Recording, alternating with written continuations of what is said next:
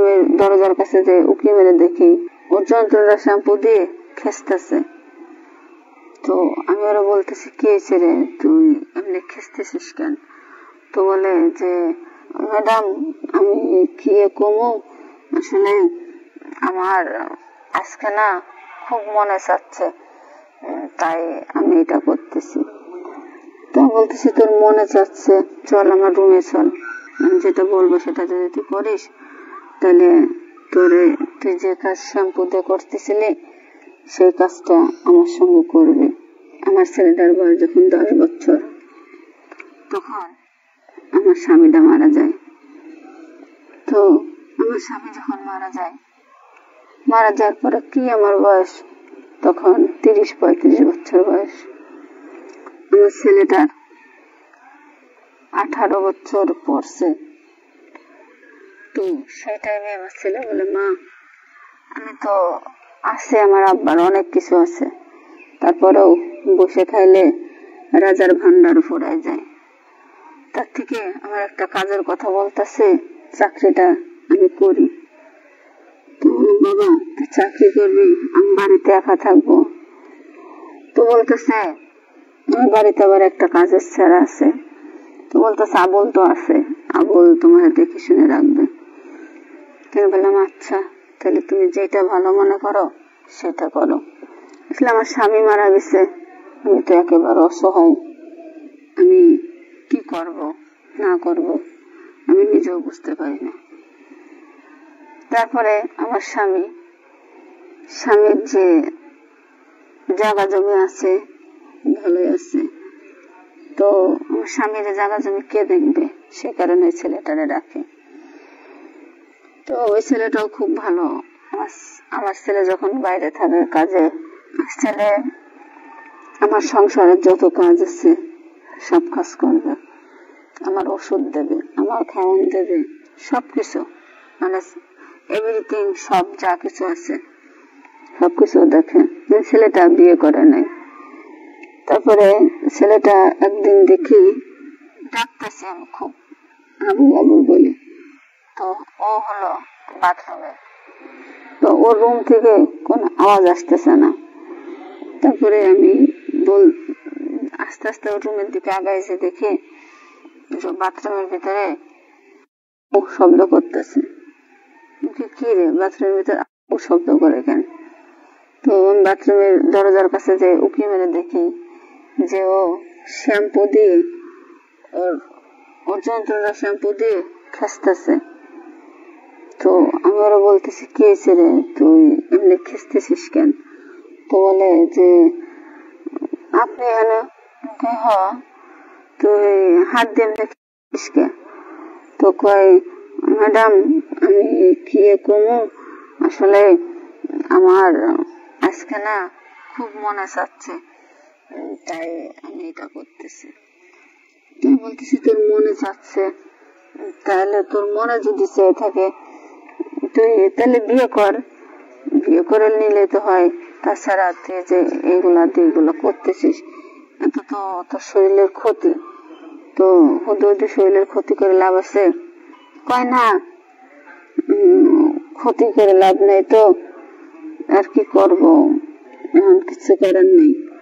তারপরে ওর কথায় আমার কথায়ও ওর মনে একটু সাহস পেল পর বলতেছে আচ্ছা আপনি যেটা বলেন তাহলে আমি বিয়ে করব। আমি বলে আচ্ছা ঠিক আছে।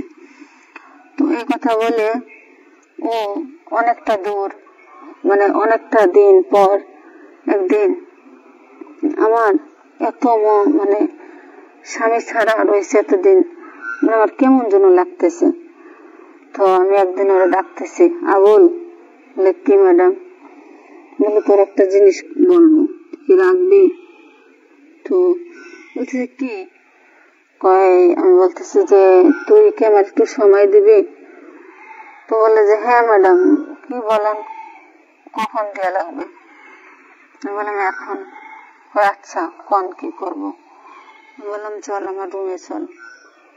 ও ভাবছে যে আমার রুমে মনে কোনো কাজ আছে, সেই কাজে আমি ওরা ডেকে নিয়ে যাচ্ছি। তারপর আমার রুমে যখন গেল, রুমে যাওয়ার পরে ওর সঙ্গে আমি বললাম। বলার পরে ও আমার বলতেছে যে সমস্যা নাই, আপনি যেটা বলবেন আমি সেটাই করব। তো আমি বললাম আচ্ছা ঠিক আছে, তুই যে আমি যেটা করব, যেটা বলবো সেটা যদি তুই করিস, তাহলে তুই যে কাজ শ্যাম্পু দিয়ে করতেছিলি সেই কাজটা আমার সঙ্গে করবি। তো বলে যে কি কাজ করবো? কি কাজ করবে তুই বুঝাস না? কয় বুঝছি তো, তা আর কি করতে হইব?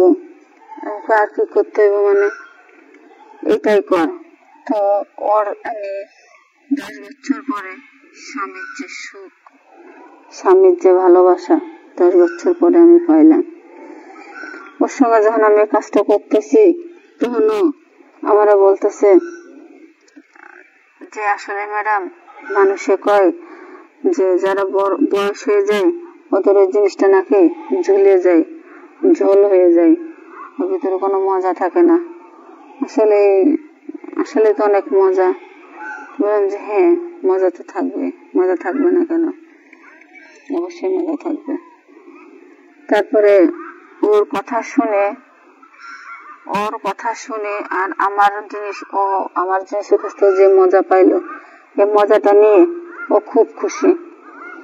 মানে আমরা দুজনে হ্যাপি। এরকম করে করে অনেকটা দিন হয়ে গেল।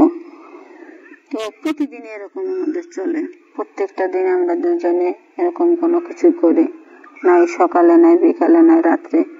আর বাসাটা তো কেউ নাই, শুধু আমি আর ও, তাছাড়া তো কোনো বাসায় অন্য কোনো লোক নেই, আর অন্য কোনো লোক ঢোকার মতো কোনো সিস্টেমও নাই। তারপরে হঠাৎ একদিন দুপুরবেলা আমরা দুজন ওই কাজ করব মানে প্রস্তুতি নিতেছি, আমারও গায়ে নাই, ওরও নাই। তো এর ভিতরে আমার ছেলে চাকরি করে, চাকরি থেকে হঠাৎ চলে আসছে যে আজকে বাড়িতে যেয়ে আমার মারে চমকে দেবো। তো যাই দেখি আজকে আমার মা কোনে। এখন এটা বলে ও যখন ঘর থেকে বেরোইছে, বেরোনোর পর আমি ওরে মানে আমার বাড়ির সাইড থেকে তালা দিয়ে, মানে ভিতর সাইড দিয়ে তালা দিয়ে, তো চাবি ওর কাছে আছে। তো চাবি খুলে ঘরের ভিতরে ঢুকে দেখে যে এই অবস্থা। আসলে বাসার মধ্যে তো কেউ নাই, সেখানে রুমের দরজা লাগাই নাই, মেন দরজা লাগানো। তো মেন দরজার চাবি তোমার ছেলের কাছে আছে। তোমার ছেলে খুলে এসে আমার বলতেছে, মা সি তুমি এটা কি করলা? এটা কি তুমি ঠিক করছো? বললাম কেন ঠিক করো, কি হয়েছে? কয় মা কি হয় না এটা বলো, তুমি থাকতে পারো না, আমি তোমার একেবারে একটা ছেলে, তারপরে তোমার এটা প্রয়োজন, এটা তোমার দরকার, তাহলে তুমি একটা বিয়ে করে নিতে পারতা। আজকে সেটা না করে আমি এত ভালো একটা পোস্টের চাকরি করি, আর তুমি একটা কাজের ছেলের সঙ্গে এগুলা করতেছো। এটা যদি বাইরের লোকে জানে তাহলে কি আমার মান সম্মান থাকবে? আমার চাকরি নিয়ে টানাটানি পড়বে মা, আর তুমিও তো মুখ দেখাতে পারবে না। তুমি এটা কি করলা মা? আসলে আমার ছেলে আমারে অনেক ভাবে বোঝাচ্ছে, বোঝাইলে কি হবে? আমি তো আর মানে বোঝার ভিতরে নাই, কারণ আমি অন্য জগতে ছিলাম। তো তারপর আমি বুঝলাম জিনিসটা, যে আমি যে জিনিসটা করছি আসলে ভুল করছি, অন্যায় করছি। হ্যাঁ, স্বামী অল্প বয়সে মারা গেছে, আমি যদি আরেকটা বিয়ে করতাম তাতে কোনো পাপ ছিল না, কিন্তু আমি যেটা করছি এটাতে পাপ আছে। বিয়েতে কোনো পাপ নেই, পুরাকালে কি ইকালে কি, কেন ওটা হাদিসে আছে, যদি একটা ছেলে একটা মেয়ে পয় পুরুষের হাত ধরো তাহলে বিয়ে করো, বিয়ে করে তার হাত ধরো, সেটাতে জাহাজ আছে। বিয়ে না করে তারে না জেনে না বুঝে তার সঙ্গে এক বিছানায় যাওয়া, এটা ঠিক না, এটা ভুল। আসলে আপনারা যদি এরকম কোনো কেউ থেকে থাকেন এগুলা করবেন না, এর থেকে অনেকটা দূরে থাকেন, বিরতি থাকেন, ভালো থাকেন, সুস্থ থাকেন।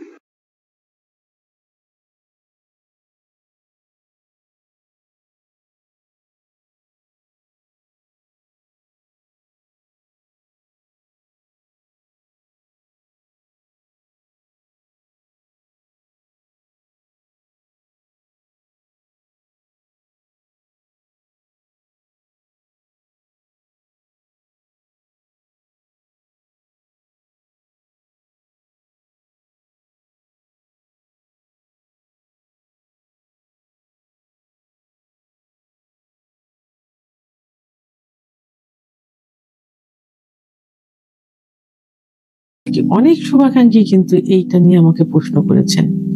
তো তার মধ্যে একজন আমাকে কমেন্টস করছেন, ম্যাম প্লিজ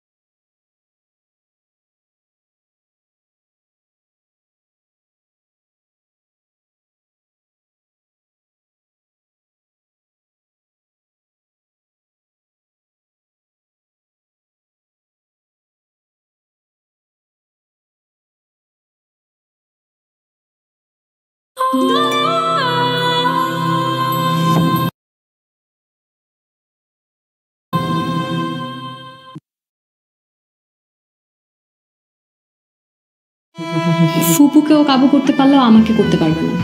আমি যেভাবেই হোক ওর আসল চেহারা সবার সামনে নিয়ে আসবো। পোলা কি জানের মায়া নাই? না মানে পোলার যদি কিছু হইয়া যায়। যার অন্তরে আল্লাহর ভয় আছে সে কোনো অবস্থাতেই পাপ কাজে লিপ্ত হইতে পারে না। কুত্তা কামড় দেয় হাঁটুর নিচে, হাঁটুর উপরে কুত্তার কামড় দেওয়ার কোনো ক্ষমতা থাকে না। আল্লাহ যাকে ইচ্ছা তারে মনিব বানাইতে পারে, আবার যাকে ইচ্ছা তারে চাকর বানাইতে পারে। তুই কিন্তু অনেক বড় একটা সুযোগ হাতছাড়া করতেছিস সালাম।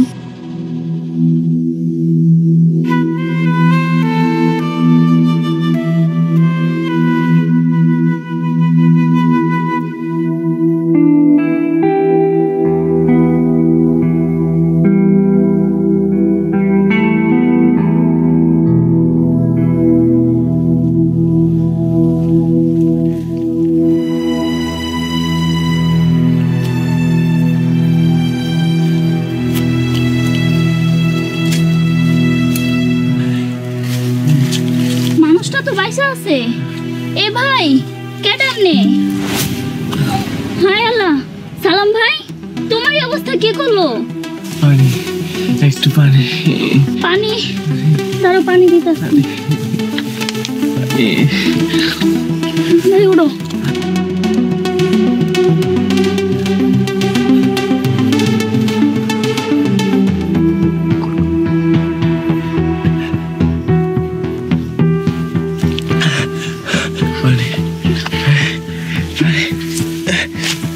তোমার তো বাড়িতে নিয়ে যেতে হইব।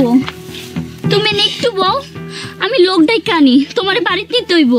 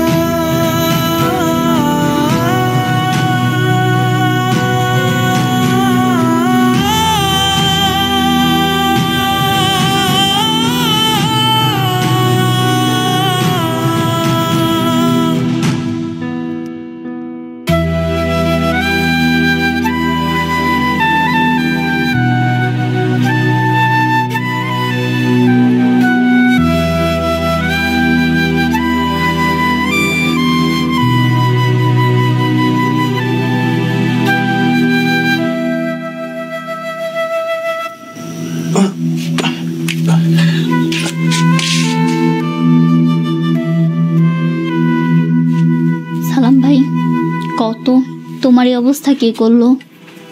জানি না রে বই, আমি এশারে নামাজ পড়তে যাইতেছিলাম, পিছন থেকে কারা জানি আমার মুখ ঢাইকা অনেক মারছে আমারে।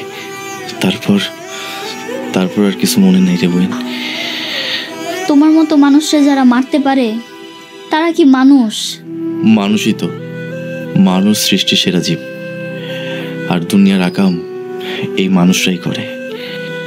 সালাম ভাই, আমার বিপদের সময় তুমি তোমার ঘরে আমারে জাগা দিছিলা। আইজ তোমারে পাওয়ার সৌভাগ্য যখন আমার হইছে, তুমি এই গরিবের ঘরে কয়টা দিন থাকো। তা হয় না রে বোন, আমি তোমার স্বামীর অনেক বড় ক্ষতি করছি। সে যদি আমার দেখে তাহলে তুল কালাম বাতায় ফেলাইব। ক্ষতি কই করছো? তুমি তো আমার সংসার বাঁচাইছো, সাথে চৌধুরী ম্যাডামের সম্পত্তি